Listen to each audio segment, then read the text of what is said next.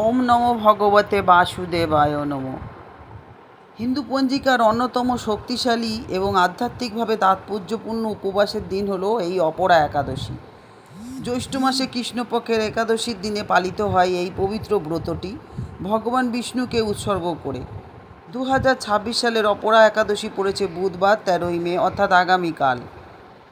হরে কৃষ্ণ, রাধে রাধে। বন্ধুরা, আশা করি আপনারা ভালো আছেন। আগামীকাল একাদশী, মানে আজকে একাদশী অলরেডি পড়ে গেছে, আগামীকাল আমরা পালন করব। তার বিস্তারিত আমি আপনাদেরকে বলবো। এই একাদশী কখন পড়েছে, শুভ সময়, কি নিয়ম, কিভাবে ব্রত পালন করব, ব্রতের তাৎপর্য, ব্রত কথা সবটাই আমি বিস্তারিত এই ভিডিওর মাধ্যমে বলবো। আপনারা আশা করি সবটাই জানবেন এই ভিডিওর মাধ্যমে, তাই স্কিপ করবেন না ভিডিওটা। আর আজকে যদি এই চ্যানেলে নতুন হয়ে থাকেন, অবশ্যই চ্যানেলটা সাবস্ক্রিপশন করে পাশে থাকবেন, সকলের সাথে শেয়ার করে সকলকেই তথ্যটা জানিয়ে তাদের জানার সুযোগ করে দেবেন। আর অবশ্যই বলবো লাইক কমেন্ট করতে ভুলবেন না, কারণ আপনাদের এক একটা লাইক কমেন্ট আমার কাছে আশীর্বাদের মতো। তাই ভিডিও শেষে অবশ্যই কমেন্টের মাধ্যমে ওম নমো ভগবতে বাসুদেবায় লিখতে কিন্তু ভুলবেন না। আর অল বটনে প্রেস করে রাখবেন, তাহলে আমি ভিডিও দিলেই আপনারা তৎক্ষণাৎ পেয়ে যাবেন। হরে কৃষ্ণ।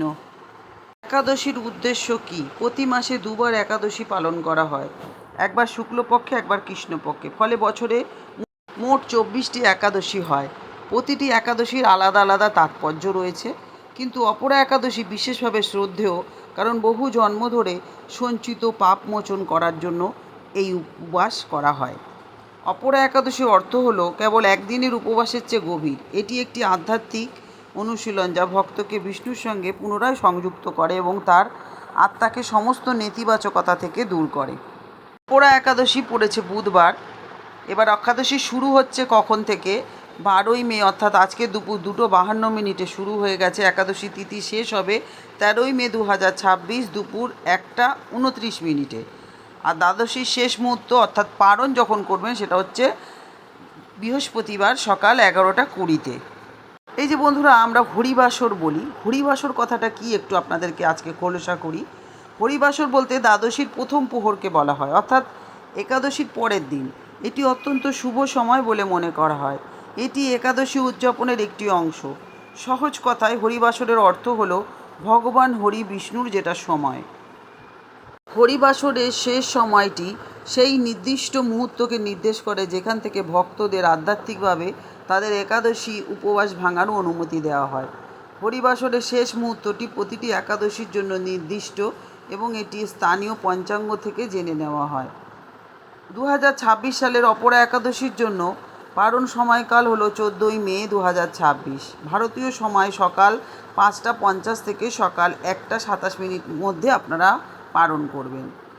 দ্বাদশীর সকাল অবধি হরিবাসর সময় শেষ না হওয়া পর্যন্ত উপবাসটা চালিয়ে যেতে হয়। এই সময় বিষ্ণুর সহস্রনাম, বিষ্ণুর 108 নাম, বিষ্ণুর যে বিষ্ণু চাল্লিশা আছে ওটা পাঠ করতে পারেন, ভগবত পাঠ করতে পারেন, মানে আপনারা সারাদিন ভগবানের নাম কীর্তন করবেন।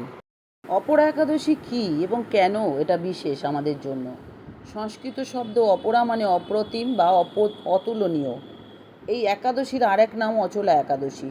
ভাগবত পুরাণ এবং পদ্মপুরাণে উল্লেখ আছে যে এই একাদশীর ব্রতফল সব পুণ্য কাজের চেয়ে বেশি।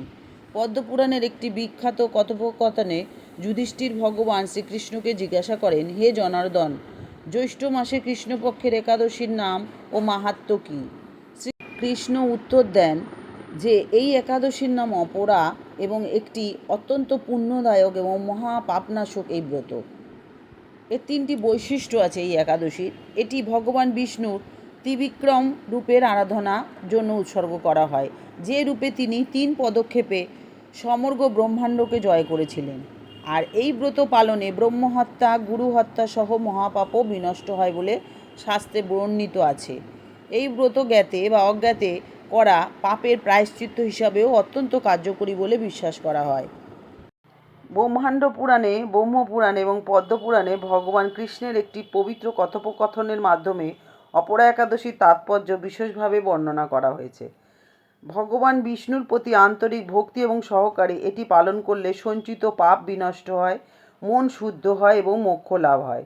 বিশেষ করে অপরা একাদশী পালনের সময় বলা হয় যে কার্তিক মাসে মাত্র একদিনের কঠোর উপবাসের মাধ্যমে মহাযজ্ঞ সম্পাদন তীর্থস্থান ভ্রমণ এবং গঙ্গা স্নানে সমতুল্য পুণ্য লাভ করা যায় এই ব্রততে।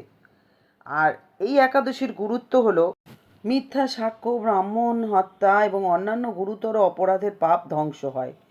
সোনা হাতি দান করা সমতুল্য বিজয়, খ্যাতি এবং আধ্যাত্মিক পুণ্য প্রদান করে। জীবন থেকে যে কোনো বাধা এবং নেতিবাচক শক্তি দূর করে। বিশ্বাস করা হয় এটি প্রয়াত পূর্বপুরুষদের আত্মাকে শান্তি পেতে সাহায্য করে। বৈকুণ্ঠের দ্বার উন্মোচন করে, যা ভগবান বিষ্ণুর দিব্যধাম।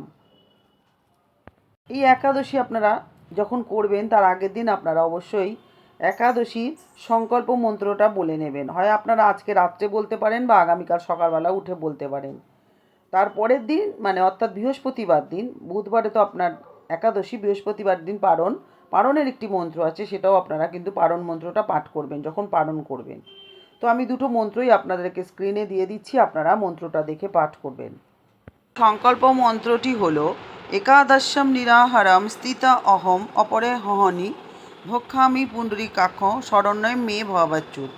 হে পুণ্ডরীকাক্ষ, হে অচ্যুত, একাদশীর দিন উপবাস থেকে এই ব্রত পালনের উদ্দেশ্যে আমি আপনার শরণাপন্ন হচ্ছি। এবার আমি পারণ মন্ত্রটাও আপনাদেরকে স্ক্রিনে দিয়ে দিচ্ছি, আপনারা দেখে পরের দিন পালন করবেন বৃহস্পতিবার। পারণ মন্ত্রটি হলো একাদশম নিরাহারম ব্রতের নান কেশব প্রসিদ সম্মুখনাথ জ্ঞান দৃষ্টি প্রদৌ ভব। এটা 3বার করে কিন্তু দুটোই মন্ত্র বলতে হবে। সংকল্পটাও যখন করবেন তখন 3বার এই মন্ত্রটা পাঠ করবেন, ওই মন্ত্রটা সংকল্প মন্ত্রটা, আর এটাও পারণ মন্ত্রটাও 3বার করবেন। এটার অর্থ হলো হে কেশব, আমি অজ্ঞানরূপ অন্ধকারে নিমজ্জিত আছি।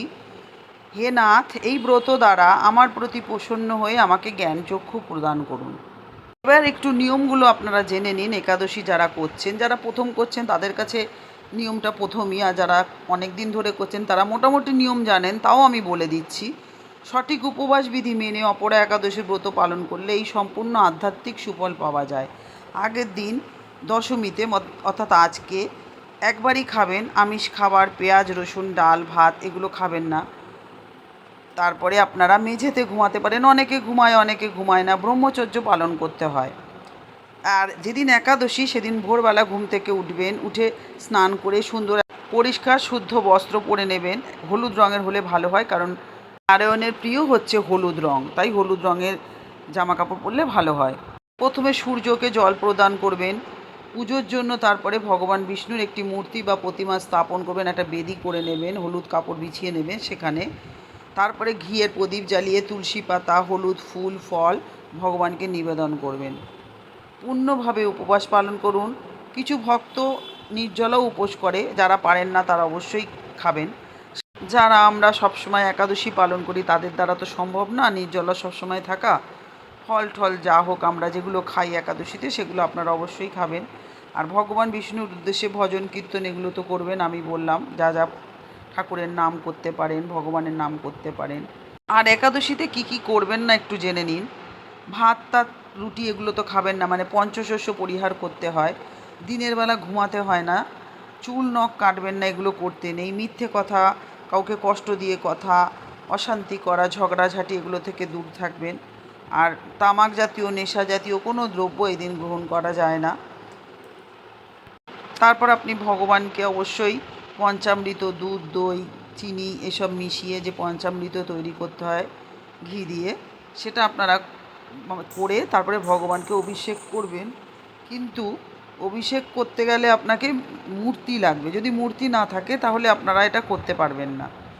আর ভগবান বিষ্ণুকে তুলসী পাতা অবশ্যই নিবেদন করবেন, হলুদ ফুল ফল এগুলো নিবেদন করবেন। তারপর ধূপ দ্বীপ জ্বালাবেন, ঘিয়ের প্রদীপ জ্বালিয়ে ভগবানকে উপাসনা করবেন। আর অবশ্যই ব্রত করলে ব্রত কথা শুনতে হয়। আমি এই ভিডিওর মাধ্যমে আপনাদের ব্রত কথাটাও দিয়ে দেবো, আপনারা কিন্তু আগামীকাল অবশ্যই ব্রত কথাটা শুনবেন। আর এই পবিত্র অপরা একাদশীর গুরুত্বটা আপনারা একবার জানুন, তাহলে আপনারা অবাক হবেন। অতীত এবং বর্তমান জীবন থেকে যত রকম পাপ আছে সব নষ্ট হয়ে যায়, যে কোনো গুরুতর অপরাধও নষ্ট হয়ে যায়। ভক্ত ও তাদের পূর্বপুরুষদের উভয়কে মোক্ষ প্রদান করে। অশ্বমেধ যজ্ঞ সম্পাদন এবং 1000 গরু দান করার সমতুল্য পুণ্য প্রদান করে এই একাদশী। রোগ ভয় দুর্ভাগ্য দূর হয়, জীবনে শান্তি সমৃদ্ধি খ্যাতি এবং সাফল্য নিয়ে আসে। ভগবান বিষ্ণুর প্রতি ভক্তিকে দৃঢ় করুন এই ব্রত পালন করে। আর অবশ্যই এই দিনে ব্রত কথা অবশ্যই শ্রবণ করবেন। ব্রত করুন বা না করুন, ব্রত কথা শ্রবণেও কিন্তু অনেক ফল লাভ হয়। তাই অবশ্যই ব্রতের দিনকে মানে আগামীকাল এই ব্রত কথার কিন্তু সবাই শুনবেন।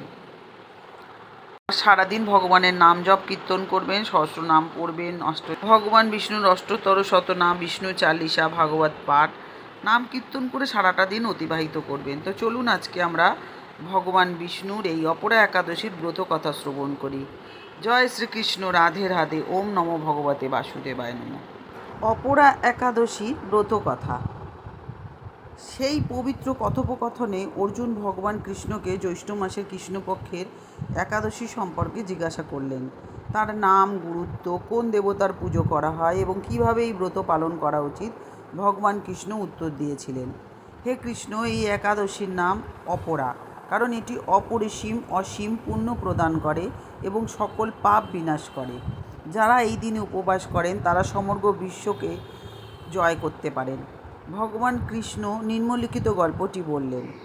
হাজার হাজার বছর আগে মহিধ্বজ নামে এক দয়ালু এবং ন্যায়পরায়ণ রাজা ছিলেন, যিনি ন্যায়পরায়ণতা এবং করুণার সাথে তার রাজ্য শাসন করতেন। তার বজ্রধ্বজ নামে একটি ছোট ভাই ছিল। সে ছিল ভীষণ নিষ্ঠুর, পাপী এবং বড় ভাইয়ের প্রতি গভীর ঈর্ষায় পূর্ণ। ভাইয়ের মহৎ খ্যাতি সহ্য করতে না পেরে বজ্রধ্বজ এক রাতে মহিধ্বজকে হত্যা করে এবং এক ঘন জঙ্গলে একটি অশ্বত্থ গাছের নিচে তাকে পুঁতে দেয়। তার আকস্মিক এবং হিংস্র মৃত্যুর কারণে মহিধ্বজের আত্মা প্রেত হয়ে গেলে এবং শান্তি বা মুক্তি লাভ করতে না পেরে চরম যন্ত্রণায় বনে বনে ঘুরে বেড়াতে লাগল। একদিন এক মহর্ষি সেই বন দিয়ে যাচ্ছিলেন। তার দিব্য দৃষ্টিতে তিনি অশ্বত্থ গাছের কাছে মহিধ্বজের পীড়িত আত্মাকে দেখতে পেলেন। করুণায় বিচলিত হয়ে মহর্ষি সেই প্রেতাত্মার চঞ্চল আত্মাকে শান্ত করার জন্য পবিত্র বৈকুণ্ঠ মন্ত্র পাঠ করলেন এবং তার সঙ্গে কথা বললেন। এরপর ঋষি সেই আত্মাকে পূর্ণ বিশ্বাস এবং ভক্তি সহকারে অপরা একাদশীর ব্রত পালন করতে এবং এর পুণ্যকে মোক্ষের উদ্দেশ্যে উৎসর্গ করতে নির্দেশ দিলেন। তিনি অপরা একাদশীর অপরিসীম তাৎপর্য ব্যাখ্যা করলেন যে এই দিনে ব্রত করে এবং ভগবান বিষ্ণুর কাছে সম্পূর্ণরূপে আত্মসমর্পণ করলে একটি আত্মা এমনকি প্রেতাত্মার বন্ধন থেকেও মুক্ত হতে পারে। আত্মাটি পরম ভক্তি সহকারে ঋষির নির্দেশ অনুসরণ করল। অপরা একাদশীর অসীম শক্তিকে রাজা মহিধ্বজের আত্মা তৎক্ষণাৎ প্রেতলোক থেকে মুক্তি লাভ করল। তিনি চিরকালের জন্য দুঃখমুক্ত হয়ে ভগবান বিষ্ণুর দিব্যধাম বৈকুণ্ঠে গমন করলেন।